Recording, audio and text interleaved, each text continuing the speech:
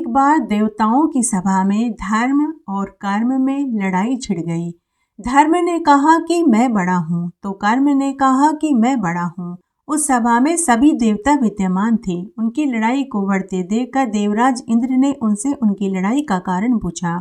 तो धर्म व कर्म दोनों ने कहा कि हे देव, अब आप बताइए कि हम दोनों में से कौन बड़ा है। तो देवराज इंद्र ने दोनों से कहा कि आप दोनों ही बड़े हैं, लेकिन फिर भी उनकी लड़ाई नहीं रुकी। तब देवराज इंद्र ने गुरु बृहस्पति जी से कहा कि हे गुरुवर, अब आप ही बताइए कि इनमें से कौन बड़ा और कौन छोटा है। तब गुरु बृहस्पति जी ने कहा कि इसका निर्णय तो विष्णु भगवान ही कर सकते हैं। तब सभी देवता धर्म और कर्म को लेकर बैकुंठ में पहुँचे और विष्णु भगवान को पूरा हाल सुनाया। तब विष्णु भगवान ने धर्म और कर्म दोनों को मृत्यु लोक में भेज दिया कि आप दोनों मृत्यु लोक को जाइए और वहाँ जाकर अपना अपना प्रभुत्व फैलाइए। 6 महीने तुम दोनों साथ रहना और 6 महीने तुम दोनों अलग रहना। उसके बाद मैं बताऊंगा कि तुम दोनों में से कौन बड़ा और कौन छोटा है। तब धर्म और कर्म पृथ्वी पर आए, साथ साथ रहने लगे, जिससे सभी लोगों में प्रेम, दया, परोपकार का भाव बढ़ गया। सभी लोग पूजा पाठ, व्रत, उपवास, दान धर्म का कार्य करने लगे। सभी जगह भागवत कथाएं, रामायण, सुंदरकांड, गीता आदि पढ़ने लगे। सभी लोग तीर्थ यात्राएं करने लगे। कार्तिक, वैशाख, माघ मास का स्नान, यज्ञ, हवन, पूजा पाठ करने लगे। उसके बाद 6 महीने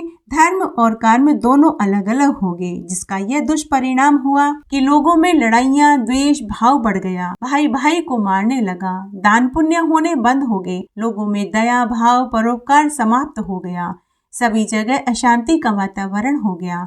कोई भी व्रत उपवास नहीं करता था, न कोई यज्ञ हवन, पूजा पाठ, रामायण आदि ही सुनता था, नहीं भागवत बाँची जाती थी। उसके साल भर बाद धर्म और कर्म सभी देवता बैकुंठ में पहुँचे। तब विष्णु भगवान के फैसले का सब उत्सुकता से इंतजार करने लगे कि भगवान धर्म और कर्म में से किसे बड़ा बताएंगे। तब विष्णु भगवान ने कहा कि धर्म और कर्म दोनों साथ हों तो सब जगह दया, परोपकार, दान, पुण्य, व्रत, पूजा पाठ, यज्ञ हवन होते हैं। और जहाँ पर धर्म और कर्म अलग अलग रहेंगे, वहाँ चोरी चकारी, लूट, अशांति होगी। इसलिए दोनों का होना वैसे ही जरूरी है जैसे चांद और सूरज का एक साथ होना। इसलिए दोनों ही समान बड़े हैं। बिना धर्म के कर्म अच्छा नहीं और बिना कर्म के धर्म संभव नहीं। ऐसा सुनते ही धर्म और कर्म दोनों खुश हो गए।